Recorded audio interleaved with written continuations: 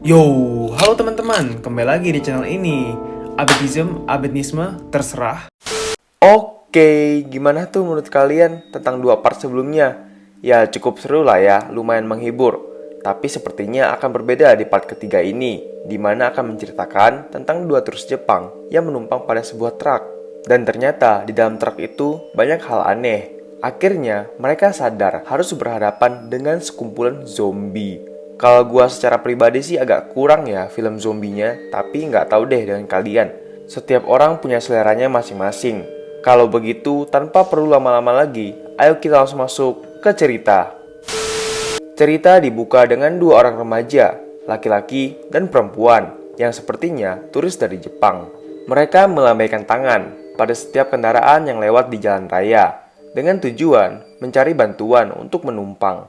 Sayangnya, sampai saat ini, tak ada satupun dari mobil yang mau berhenti. Akiko, nama si gadis dengan baju merah, sambil menggunakan sweater. Sedangkan laki-laki yang duduk menggunakan singlet hitam itu bernama Yuki. Akiko mengeluh, sejak tadi tak ada kendaraan yang mau memberikan mereka tumpangan. Kemudian, dari kejauhan, Akiko melihat mobil lain lewat. Ia langsung saja membuka sweaternya dengan sengaja untuk menunjukkan tubuh seksi dengan tujuan mungkin saja mobil akan berhenti dan memberikan tumpangan pada mereka. Dan sayangnya usaha itu pun gagal lagi. Malahan ia nyaris tertabrak. Yuki cuma tertawa sambil merekamnya. Emang tengil banget nih bocah Jepang. Sesudah Akiko ngambek, barulah Yuki berinisiatif membantu mencari tumpangan. Tak lama, kelihatanlah sebuah truk dari kejauhan. Yuki langsung melambaikan tangannya sambil memegang uang, tanda akan memberi uang tip atau bayaran. Kerennya, teknik itu berhasil. Mereka langsung mengambil tas dan berjalan ke truk yang berhenti. Di dalamnya ada seorang remaja yang bernama Joy, dan yang menyetir mobil adalah papanya. Dengan keterbatasan bahasa, dua orang Jepang ini berbicara dengan dua orang Thailand itu. Setelah tahu tempat tujuan si turis yakni Bangkok, papa mengizinkan mereka masuk mobil. Walaupun Joy terlihat tak terlalu suka dengan dua turis ini. Sempat juga waktu naik mobil, Akiko hampir terjatuh. Dan, Joy refleks menolongnya. Dih, mukanya langsung salting loh. Jiwa kamu terlalu lemah, Joy. Oke lanjut. Papa dengan wajah ramah langsung meminta uang tip. Dia juga meminta double, soalnya ada dua penumpang. Menggunakan bahasa Thailand, Papa berkata kepada Joy, kalau nanti hampir sampai, barulah kita mengusir mereka. Alamak, anaknya lemah, papanya licik pula. Lengkap sudah. Waktu terus berlalu dan kendaraan bergerak stabil. Dua turis Jepang di belakang tertidur dengan pulas hingga sebuah bunyi telepon membangunkan mereka. Panggilan itu dari mamanya Akiko yang menelpon untuk menanyakan kabar. Kocaknya sempat-sempat pula mama Akiko nanyain, "Nak, banyak ikan nggak di Thailand?" "Apa sih mah?" Ya mungkin aja karena kita kan tahu kalau Jepang itu salah satu negara yang mayoritasnya suka makan ikan. Saat bersamaan juga, telepon dari Papa Joy berbunyi. Tapi pria tua itu langsung saja membentak orang di telepon yang membuat dua turis ini menjadi tak nyaman. Sedangkan Joy cuma diam, seakan ada sesuatu yang ia pikirkan. Lalu telepon berbunyi lagi. Joy ingin mengangkat telepon yang langsung dimatikan oleh si papa. Joy pun menegur papanya dan telepon berbunyi lagi. Papa langsung mengambilnya dan membanting si handphone yang tak berdosa itu. Akiko juga Yuki menjadi tak enak dan langsung diam. Beberapa detik kemudian, dor, dor, dor. Suara bagian belakang truk diketuk dengan keras. Yuki bertanya, itu suara apa? Sedangkan Papa tak berkata apapun. Malahan ia semakin menginjak gas mobil dengan kencang. Truk itu berbelok menyimpang dari jalan ke arah hutan. Yuki dan Akiko sangat panik. Dugaannya mereka akan diculik oleh dua orang asing ini. Sedangkan Papa cuma menginjak gas mobil dengan kencang. Lalu tiba-tiba saja ia menginjak rem mobil dan langsung mengeluarkan pistol, mengarahkannya pada Yuki yang panik. Papa langsung keluar mobil dan membuka bak truk, diikuti si Joy. Dan, wow, banyak sekali manusia-manusia di dalam sana. Papa dan Joy cuma tercengang sebab orang-orang itu terlihat tak bernyawa. Pupil mata mereka juga berwarna putih. Papa menjadi panik. Ia pun naik dan meminta Joy membantunya mengeluarkan mayat-mayat itu agar tak diketahui polisi.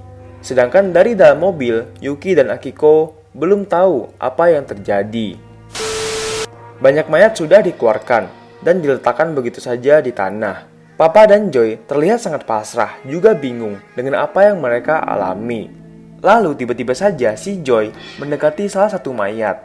Kemudian ia menancapkan pisau ke dada mayat dan memasukkan tangannya di sana. Tangan Joy bergerak, mengambil sesuatu dari dalam, dan keluarlah seperti bungkusan plastik yang bocor, berisikan bubuk putih. Adegan berpindah pada sebuah kapal. Di sana banyak sekali orang. Dan ada si Joy juga bersama beberapa orang sedang meracik obat-obatan yang gua duga adalah narkoba. Kemudian narkoba itu dibungkus dalam plastik yang dimana para pengedar termasuk Joy menyuruh orang-orang di sana menelan benda itu. Dan dugaan gua mereka yang lagi di sana mungkin aja imigran gelap. Papa langsung paham apa yang terjadi.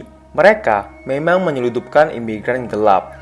Tapi di samping itu, Joy secara diam-diam bersama teman-temannya juga menyeludupkan narkoba dengan cara menyembunyikannya di perut manusia.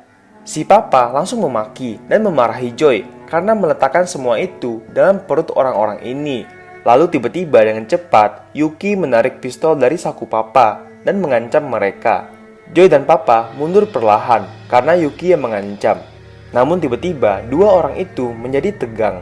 Bukan karena takut ancaman Yuki, melainkan mayat yang perutnya tadi dibelah tiba-tiba saja sudah bangkit. Lalu, mayat itu menyambar leher Yuki, memakannya dengan sangat ganas. Akiko langsung histeris melihat Yuki dimakan dengan brutal. Dan Papa otomatis refleks naik ke mobil dan menginjak gas. Nah, si Joy mengambil pistol dan langsung mengajak Akiko pergi, menyusul mobil truk yang sudah berjalan. Para zombie-zombie sudah bangkit dan mengejar mereka. Maka terjadilah adegan kejar-kejaran antara zombie yang mengejar dua remaja puber dan dua remaja puber yang mengejar truk. Untungnya, Papa mendengar suara teriakan mereka dan langsung mengurangi kecepatan mobil. Lalu, dengan jerih payah, mereka pun berhasil naik ke dalam belakang truk atau bak. Tapi sialnya, zombie yang mengejar semakin banyak. Mereka mencoba menutup pintu bak, namun di depan, Papa yang menyetir sangatlah panik hingga membuat mobil berjoget dan susah ditutup. Singkat cerita, dengan penuh perjuangan, Joy dan Akiko berhasil menutup bak truk. Semuanya tenang sesaat dan Joy menghidupkan korek api karena keadaan ruangan yang sangat gelap. Lalu, ketenangan itu pun berakhir setelah tiba-tiba saja sesuatu menghantam truk mereka. Mobil itu terhentak dan terguling berkali-kali. Terdengar pula suara teriakan seseorang dari luar truk. Joy menghidupkan korek dan ia kaget karena masih ada mayat di dalam sana bersamaan Akiko yang menangis. Pintu bak mobil dibuka dan hari rupanya sudah gelap. Joy pun langsung keluar untuk mengecek kondisi lingkungan sambil membawa pistol. Sedangkan Akiko yang masih di dalam bak mobil menemukan seorang anak kecil yang tiba-tiba saja bangkit, berjalan keluar, dan sepertinya anak kecil itu masih hidup dan normal. Sampailah ia di bagian depan mobil. Joy mendapati papanya yang sudah tak bernyawa. Miris, beberapa bagian tubuhnya sudah dimakan oleh zombie. Anak kecil tadi langsung berjalan dan memeluk Akiko. Joy sangatlah sedih. Ia juga meletakkan pistol favorit papanya itu ke tanah. Dari kejauhan, sebuah mobil berjalan ke arah mereka bertiga. Mobil itu tiba-tiba saja berhenti mendadak. Dan ketika dilihat, pengemudi di dalamnya sudah meninggal. Joy langsung memalingkan badan dan melihat pupil mata si anak kecil sudah berubah menjadi putih. Joy langsung teringat kembali. Anak kecil itu pernah bersembunyi di luar kapal karena menolak menelan bungkusan narkoba. Tapi Joy mencari dan tetap memaksanya menelan hingga si anak menangis. Lalu, Joy langsung mengambil potongan kaca dan mengancam si anak kecil yang bersembunyi di belakang Akiko. Nah, karena tak mengerti ucapan si Joy yang mana terkesan mengancam ia dan si bocil, Akiko langsung pula mengambil pistol yang ada di tanah. Joy terus mengancamnya sambil berjalan maju, sedangkan si anak kecil semakin ketakutan. Dan pistol berbunyi, tapi tak ada peluru. Emosi Joy otomatis naik dan terus maju. Lalu, dor, kali ini bukan prank. Sebuah peluru hangat berhasil mengenai kepala Joy. Nafas Akiko pun langsung stabil, walau ia masih panik. Lalu bersama si anak, Akiko pun naik ke mobil dan pergi dari tempat kejadian. Mereka berdua tibalah di suatu pasar, persis depan rel kereta api yang hendak lewat.